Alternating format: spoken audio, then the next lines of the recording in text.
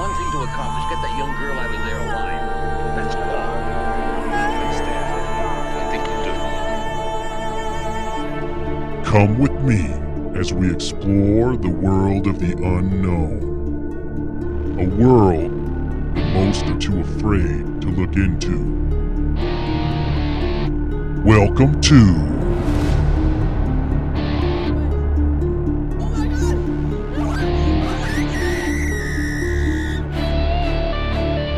Taboo, Matthew. Hi, everybody, and welcome to our second episode of Taboo, Matthew. I'm your host, Matt Sheets, and we will be diving into another very interesting subject. And that subject today is the ether.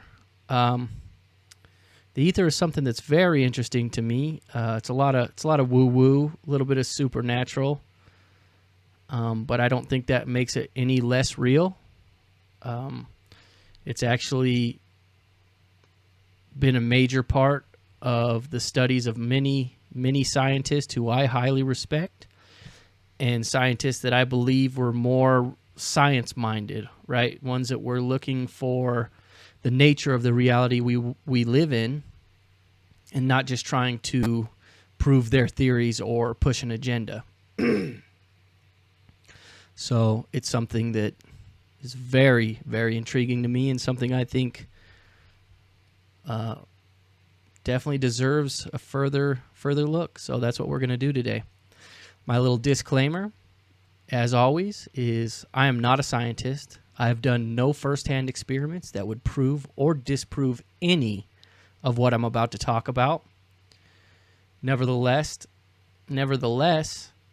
we're going to talk about them. Everything in this podcast was again presented to me as fact. So for the purpose of this episode, I'm going to present it to you in the exact same little gift wrap as fact. And this is intended for entertainment purposes only. So here we go. Okay, so the ether, aka quintessence or luminiferous ether, is described as an invisible medium or field that permeates everything outside the terrestrial sphere or even inside the sphere, depending on who you ask. This medium has been hypothesized to be the medium through which light or electromagnetic waves pass. The word ether, spelled A-E-T-H-E-R, actually comes from Greek mythology.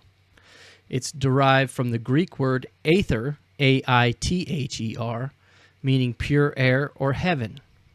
It was thought to be the pure essence that the gods breathed. I guess the air of the gods, you could say.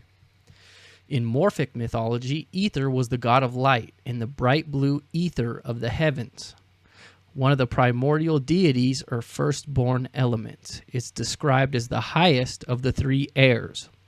The lowest being Erebos, and the middle being air, spelled A-E-R, or sometimes also called chaos. Air, A-E-R, is where we get the word air that we use today. Greek philosophers seem to revere it as the divine fifth element. Now, in Plato's Timaeus, speaking on air, he mentions ether, saying, "There's the most translucent kind, which is called by the name of ether."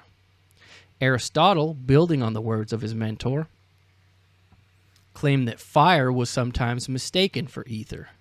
In his book On the Heavens, Aristotle introduced ether as the first element. He claimed the four terrestrial elements that we know of, earth, air, water, and fire, were subject to change and naturally moved in a linear fashion. The first element, or ether, he claimed existed in the celestial regions and heavenly bodies, and moved circularly, possessing none of the qualities of the terrestrial elements. It was neither hot nor cold, wet nor dry. With this, the Western world embraced five elements. Aristotle would go on to also claim that ether was what made up the celestial spheres that held the planets and stars. The idea that ether was incapable of motion of quality or motion of quantity was what made the celestial bodies move in perfectly circular motions. Okay. 1 second.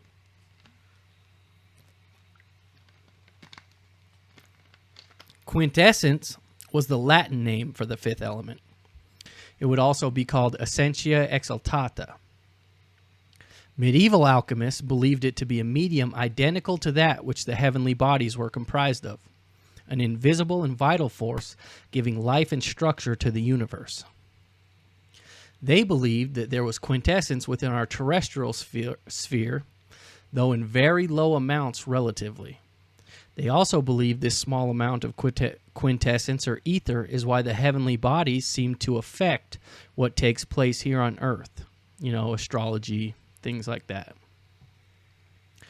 This theory is attributed to Ramon Lull in the 14th century.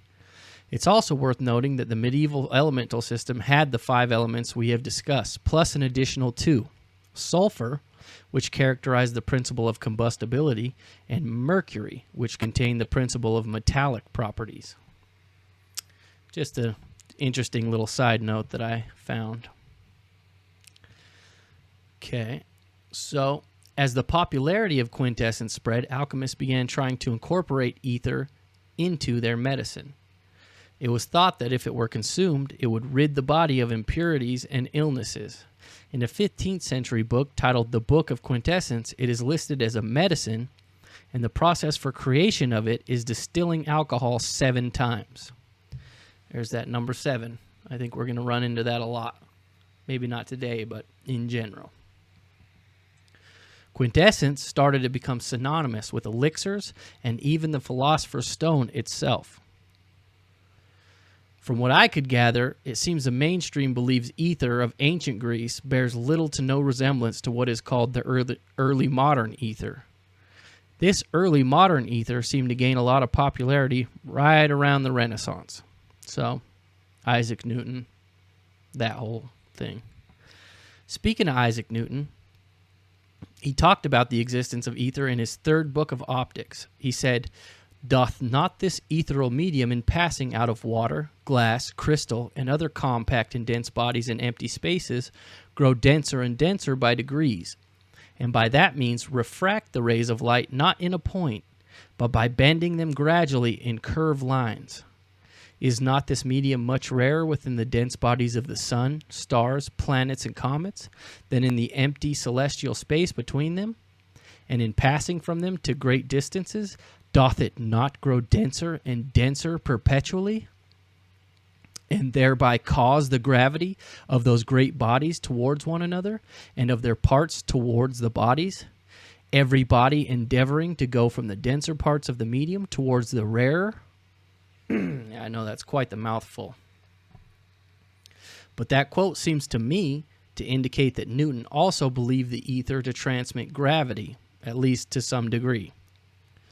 Many of the sources I read credited Isaac with the discovery of ether, but refer to it more as the luminiferous ether.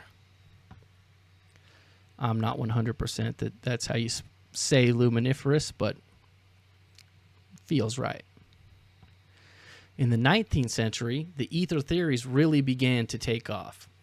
James Clerk Maxwell, a Scottish physicist and mathematician, developed a model using the ether to explain electric and magnetic phenomena.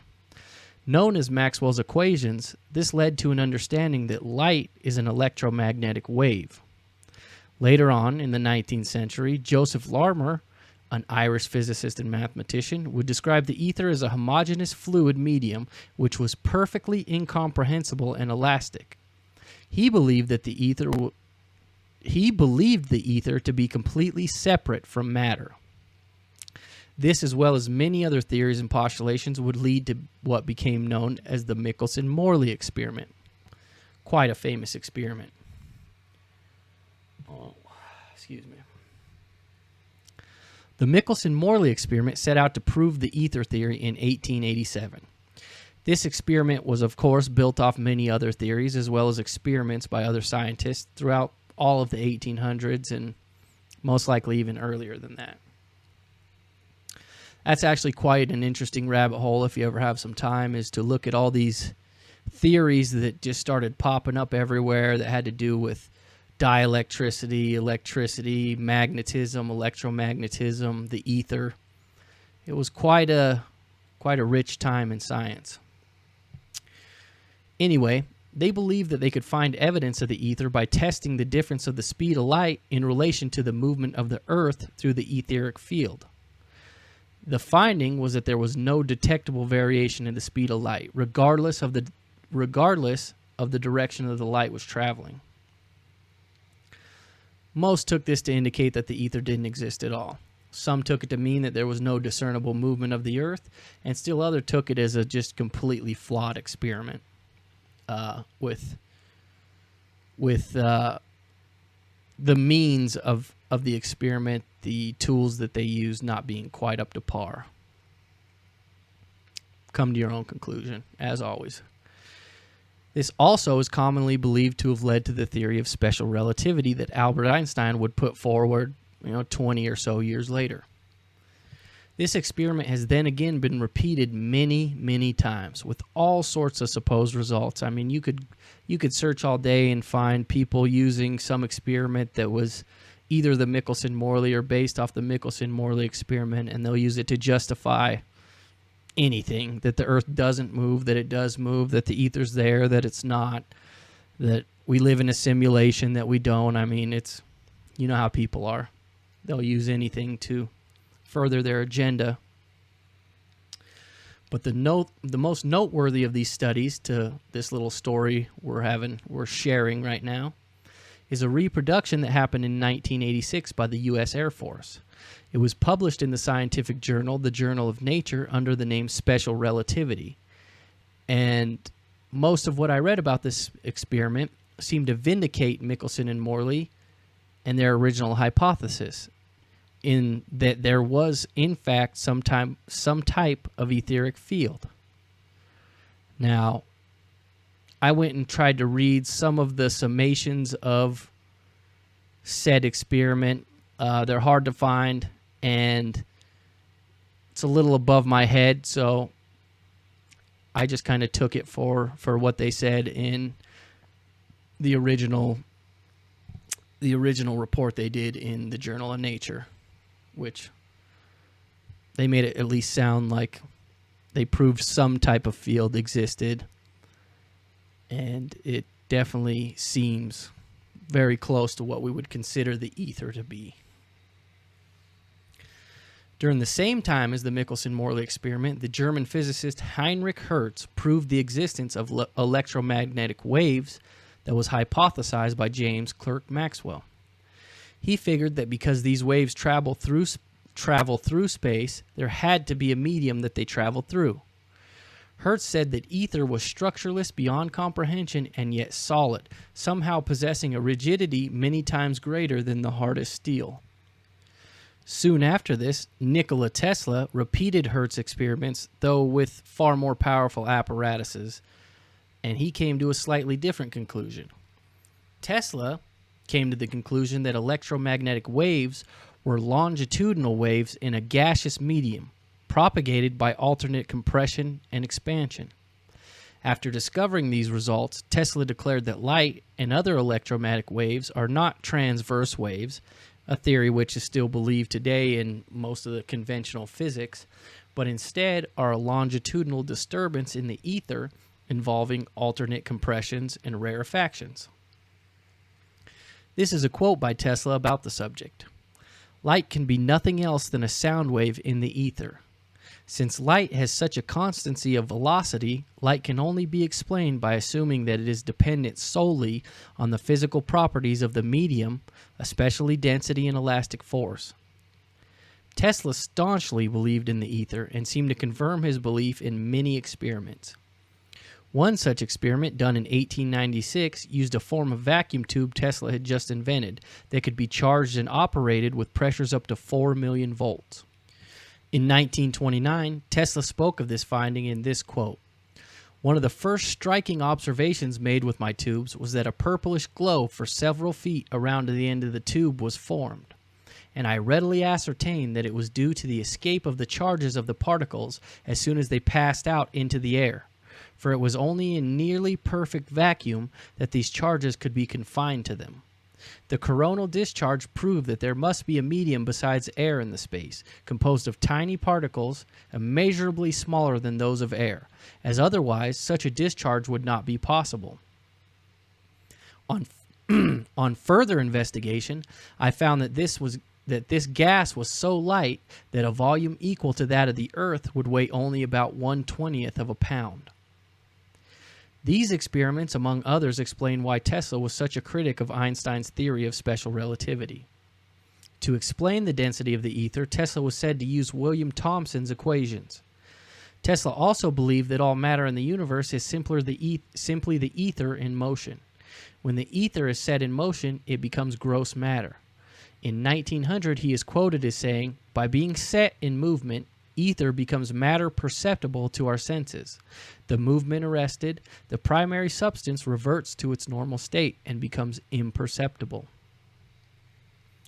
If this theory of the constitution of matter is not merely a beautiful conception, which in its essence is contained in the old philosophy of the Vedas, but a physical truth, then if the ether whirl or atom be shattered by impact or slowed down and arrested by cold, any material, whatever it be, would vanish into seeming nothingness. And conversely, if the ether be set in movement by some force, matter would again form. Thus, by the help of a refrigerating machine or other means for arresting ether movement, and an electrical or other force of great intensity for forming ether whirls, it appears possible for man to annihilate or create at his will all we are able to perceive by our tactile sense. Something interesting to add to all this, he mentioned the Vedas in there. Previous to this, Tesla is said to have met with a Swami by the name of Vivekananda, and it was actually him who explained to him Akasha, which many believe the ancient Indians, that's what they called ether, and that really set a lot of things into motion for Tesla into looking into the ether and all these other things. So obviously, as we see a lot, the old Eastern practices somehow end up always matching up with the new sciences that we're still figuring out to this day. So that's pretty cool. Okay, so some people believe ether to be pure consciousness, the field through which all vibration manifests into everything. Matter, energy, thought, Some even interpret the Kybalion as saying that ether is the transport vehicle for vibration. As some medieval alchemists claimed, many believe the ether to be responsible for actions at a distance. Some may even liken it to the quantum entanglement theory in modern-day physics, which kind of makes sense to me. A field that connects things when proximity is clearly not the connector, right? I think it has gone by many names because it's just so elusive, right? It's right there, but it's also not. I mean, it's definitely a very strange thing. And honestly, I think it just may continue to elude our ability to quantify what it is. And as you know, most people will never believe anything unless they can fully explain it in their mind and put it in a neat little box that they believe they understand. So that's basically the majority of what I found about it. There's a lot more to it, as I've said, and I definitely encourage everyone to do their own research. But here's my opinion on my findings. Okay. The ether theories are having a huge resurgence in today's internet discussions, right? You see them all the time. They seem to be really popular among flat earthers, people that are trying to explain this world that we live in when we're clearly lied to on a lot of things, right? And I think that's what leads many people to trying to quantify things that we just don't fully understand. With the introduction of near instantaneous communication from anywhere on the earth, the exchange of ideas has led to science, and scientists especially, being questioned more than ever, right? The sheeple will always take anything handed to them by those they deem an authority. And it seems they'll even defend it as if it's part of themselves, right? They wrap their pride up into it to where when you attack something that's a theory, they feel like you're attacking them. I'm not sure if that's genetically programmed into us or conditioned through mental programming. More likely, it's a combination of the two, as most things. But objectively, we really are the perfect slave species, right?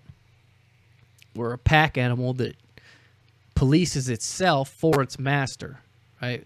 If we're the sheep, we don't need a sheepdog. The sheeps do it for themselves. When one of us tries to go astray and explore a new pasture, you'll have damn near the whole rest of that flock policing us and trying to bring us back, which is, it's a weird dynamic, really. As I stated before, I believe the ether has been called many, many things throughout time, even things that we've lost. The Hindus called it Akasha. Alchemists called it Essentia Exaltada and Quintessence, among many other things. And it was so important to the Greeks that they actually deified it and made it into its own creature, which it could very well be. I mean, who knows? That's a very Gnostic way of thinking, which I tend to be a fan of, right? I tend to think we personify and deify things that are beyond our understanding because it just helps us to understand it, right? It's an easier pill to swallow. As modern humans like to do, we seem to pretend that things spring from nothing, right? The only mentions of ether I could find before Isaac Newton were from ancient Greece. There's some references in regards to alchemy and the Vedas, obviously, but it's almost like they make it seem like Isaac Newton was figuring all these things out with no prior knowledge, right? Like it just sprang into existence. And I think that's just as dumb as it sounds. Much like the Big Bang, if nothing comes from nothing, then it must be nothing, right? And I can't speak for everyone, but I know what I am isn't nothing. What I am transcends even just this lifetime. So I feel the ether and the study of it, done throughout time, even before ancient India, is very, very important and something that I think should be getting much more effort. This notion of a vast, empty space of nothingness, I think that describes most modern-day scientists' brains much more than it does the reality in which we live, right? Not to mention the legions that staunchly defend these theories as if they personally had a hand in creating them.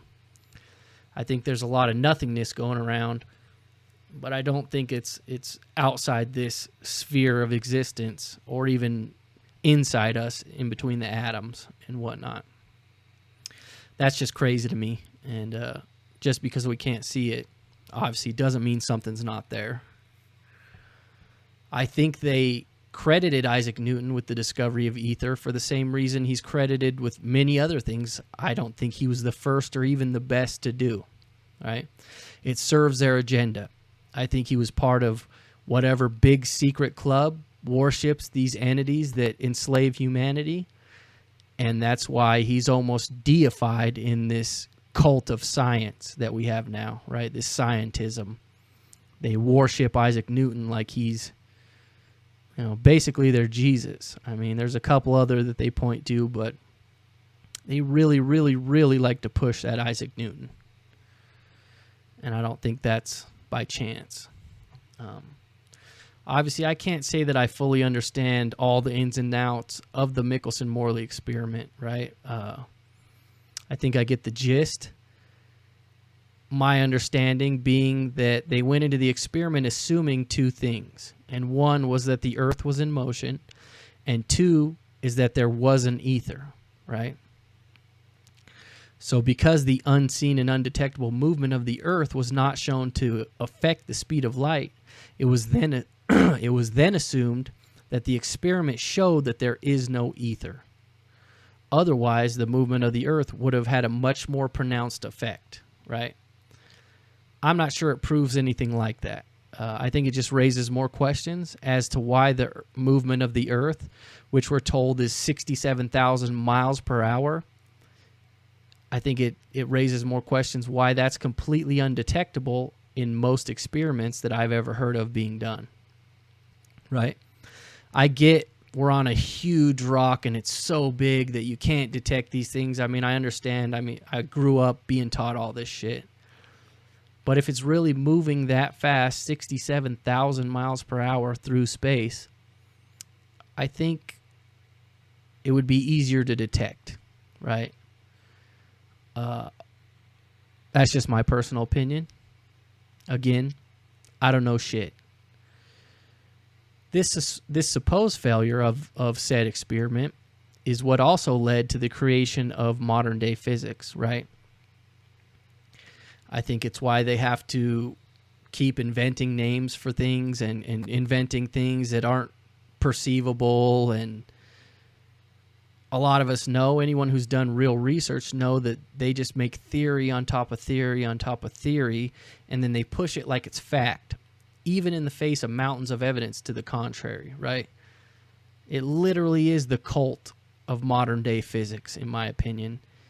And it stifles many of the more creative minds when they go against these mainstream beliefs, which I think is actually the opposite side of the spectrum of science, right? It's dogma. It's believing in something where there's not much evidence to prove it, right? You know, they do a calculation and all of a sudden, boom, they've got 11 dimensions, and then it's 26, and then they have to keep adding to try to make it make sense. The whole time, they can never really test these theories. I mean, they're so big and grandiose, it would take years and years to really even develop an experiment that would even come close to testing them. I think many scientists nowadays, they work off of flawed theories, so they try to invent these new things and terms to describe what keeps staring them right in the face, right? Theoretical physics rules the day. We don't have many people who are using the scientific method and really letting that lead them, right? They think if a math equation is workable, that somehow proves these theories. They know these theories are too big and complex, as I said, to prove, and that there could never be an experiment to test them, and if there is, it will never be in their lifetime, right? They give it names like dark matter and other crazy shit, and that's just the easiest way to explain them working off data that was produced using incorrect means.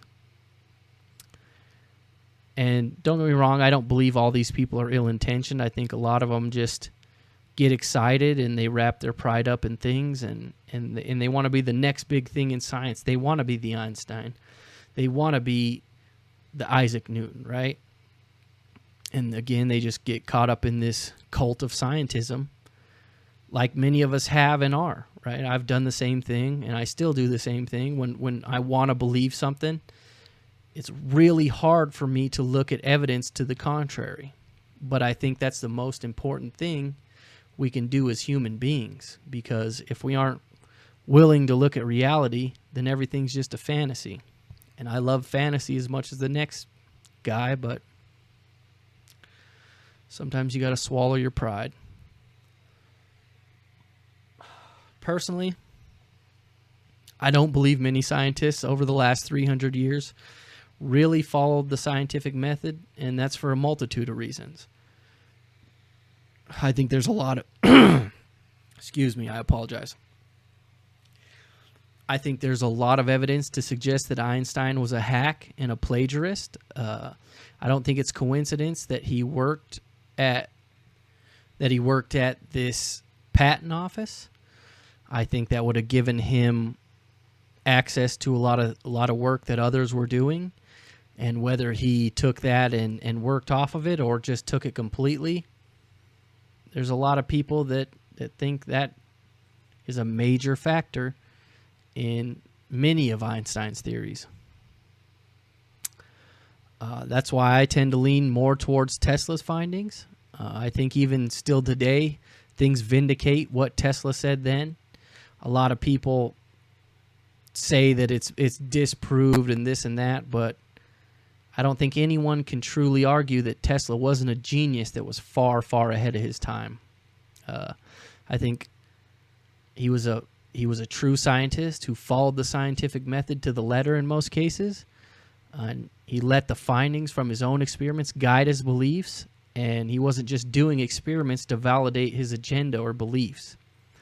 He made most of his own tools and apparatuses that he couldn't have otherwise gotten. And I think there's a really good reason why he was sabotaged at every turn, right? There's a reason why he died broke and by himself with nothing, because I think he was a true man of science who truly wanted to better mankind with his inventions. And as we've all seen many, many times, they don't like people that do that. If what these scientists are doing doesn't help them further their agenda and increase their power structure, then they'll usually just off them. Tesla's obviously not the only one of these. I think there was many, and they're not as popular. He's just the easiest example because he's become a household name. So my conclusion to all this is the reality we live in is very, very different than the reality we have force-fed down our throat constantly. Why this is, I'm not 100%, but I have my theories. I think the easiest explanation to me is that if they can control your reality and control what you believe, right? If they can get you to go against what you see with your own senses, that's the ultimate power, right? You can't be any more controlled than that. I believe these parasitic entities use this to control us and keep us in a constant state of low vibrational energy, such as fear. And then they use these energies as a form of sustenance. And there's a lot of people that actually believe that same thing. So, yeah. I would say that's going to be it for the Aether episode. I really appreciate all of you for tuning in. And I love every single one of you. Don't forget to follow, like, subscribe anywhere you find this. You know, I'm trying to get it on more and more platforms as I release episodes. We are now up on Rumble and YouTube. I've got it on Spotify, iHeartRadio. It's going to be in a lot of places. I'm all over X. If you haven't been on X, come find me at Taboo Matthew. I'd love to engage and get to know some of you guys and just hear what you think, good or bad. So what I want to leave you guys with today is one of my favorite quotes of all time. I think it really relates to what we just learned about, and it's by who I think is the greatest comedian of all time, Mr. Bill Hicks. And I believe later on in his career, he used to end almost every show with this quote. Obviously, I can't do it justice like Bill did, but I'm going to try. And it goes a little something like this. The world is like a ride in an amusement park. And when you choose to go on it, you think it's real because that's just how powerful our minds are. The ride goes up and down, around and round. It has thrills and chills, and it's very brightly colored. And it's very loud. And it's fun for a while. Many people have been on the ride for a long time. And they begin to wonder, hey, is this real? Or is this just a ride? And other people have remembered. And they come back to us and they say, hey, don't worry. Don't be afraid. Ever. Because this is just a ride. And we kill those people.